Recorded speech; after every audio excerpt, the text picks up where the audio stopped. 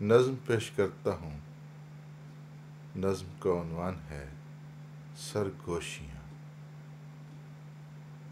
شرمسار راتوں اور پرثواب صبحوں سے سرگوشیاں، صبح جیسے پرسعادت ساعتوں کا افتتاح، رات جیسے منجمد ہو جائیں تیرا تر گناہ، مہر جیسے خیر و برکت کے فرشتے کی نظر، چاند پاکیزہ ندامت خیز اشکوں کی طرح، دوپہر سوچ میں گم تو نے کیوں چھوڑا مجھے، اور تارے تیرے میرے خواب کی گم گشتہ لو، شام جیسے قطرہ قطرہ آنکھ سے ٹپکے لہو،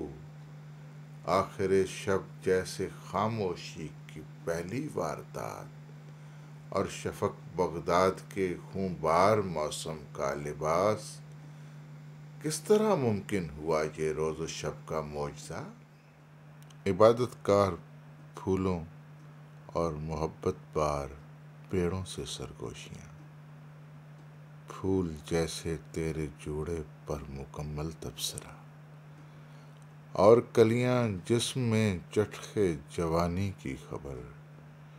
پیڑ جیسے نیکیوں کا کوئی اونچا سائباں، اور تنا جیسے کسی کا غیر فانی اعتماد، شاخ جیسے کوئی انگڑائی میں ڈوبی مست ہیر،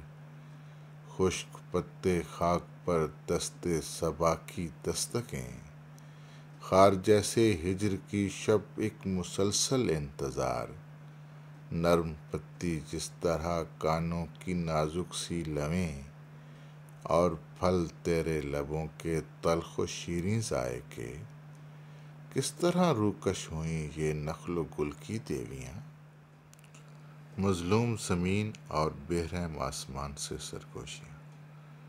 آسمان جیسے میرے اندر کی وسعت کا حصار، اور زمین جیسے کسی ماں کی مقدس چاہتیں، کہکشاں جب تم ڈرائنگ روم میں داخل ہوئی، گرم صحرا جیسے لامحدود کرب انتظار، جلوۂ قوس قزح تیرے بدن کے زاویے، سرد پانی تیرے میٹھے نرم لہجے کی طرح، کوہ جیسے میری سوچوں کی بلندی کا وقار، کالے بادل دستے جامیں درد کی تاریک شام، کالے بادل دشت جامیں درد کی تاریک شام، اور ہوا جیسے تیری سانسوں کا کومل زیر و بم، کس طرح جاری ہوا ارض و سما کا سلسلہ؟ سرگوشیوں کے سوالوں اور حیرت زدہ جوابوں سے سرگوشی، وادی ذہن و نظر میں ایسے پیچیدہ سوال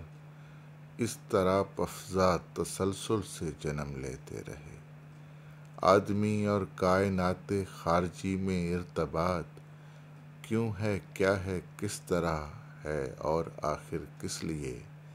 مجھ پہ کیا موقوف، شاید کوئی بھی سمجھا نہیں،